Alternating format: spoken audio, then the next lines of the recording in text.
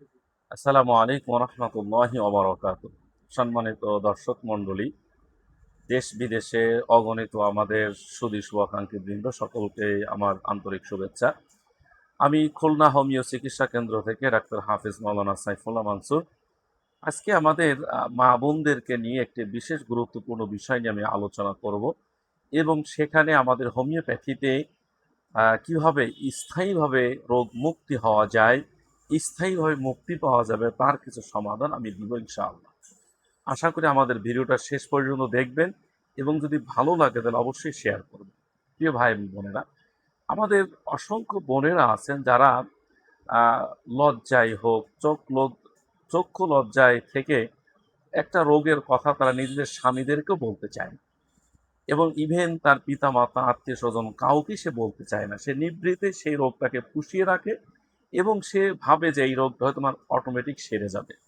বিশেষ করে তাদের যখন সাদা স্রাব হয়, যাকে লিউকেরিয়া বলে, লিউকেরিয়া রোগ, এবং দেখা যায় এই রোগটা থেকে একসময় এসে চুলকানি হয়, যৌনাঙ্গে তখন কি হয়, চুলকানি হয়, এবং সেখান থেকে একসময় এসে তাদের প্রসাবে ইনফেকশন হয়ে যায়, অর্থাৎ ইউরিন ইনফেকশন তখন হয়ে যায়।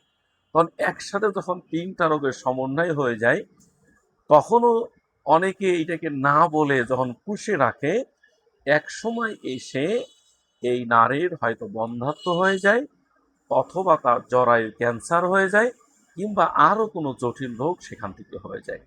সেই জন্য আমি বলবো, আপনার লিউকোরিয়া হোক, সাদা স্রাব যাক, কিংবা প্রস্রাবে কোনো ইনফেকশন হোক, অথবা আপনার যদি যৌনায় কোনো চুলকানি থাকে, যেই রোগটাই, এই তিনটা সিমটমের যদি কোনো একটা সিমটম থাকে, আপনি প্লিজ অবহেলা করবেন না। আপনি অবশ্যই একজন রেজিস্টার্ড হোমিওপ্যাথি ডাক্তারের কাছে, অর্থাৎ আপনি যদি চান যে বিনা কষ্টে এবং স্থায়ীভাবে রোগ মুক্তি হোক, তাহলে হোমিওপ্যাথি যদি সঠিক রোগ লক্ষণ বিবেচনা করে যদি ঔষধ প্রয়োগ করা যায়, সিমটম যদি লক্ষণ নিয়ে যদি সঠিক ঔষধ প্রয়োগ করা যায়, তাহলে এই রোগটা স্থায়ীভাবে সুস্থ হয়ে যায় আলহামদুলিল্লাহ।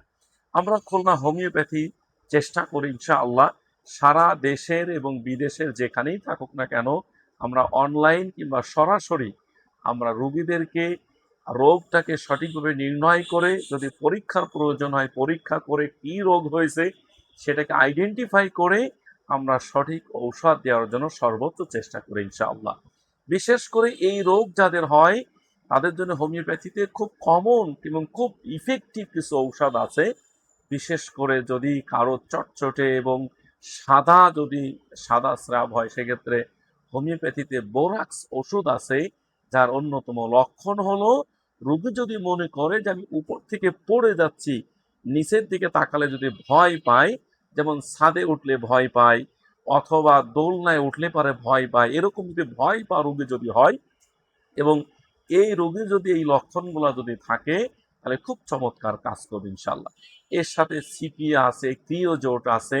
যদি কারো এমন হয় যে আপনার নিচের দিকে অনেক পেইন হয়, অর্থাৎ যখন মাসিক হয় তখন অনেক ব্যথা করে, যখন মাসিক হয় তখন মনে হয় যেন নিচের পেটের নাড়িগুলা পেটের ভিতর থেকে নিচ থেকে বের হয়ে যাবে, যদি এরকম কোনো লক্ষণ দেখা দেয়, তাহলে হোমিওপ্যাথি তার সবচেয়ে কমন, সবচেয়ে ভালো একটা ওষুধ হলো সিপিয়া ঔষধ।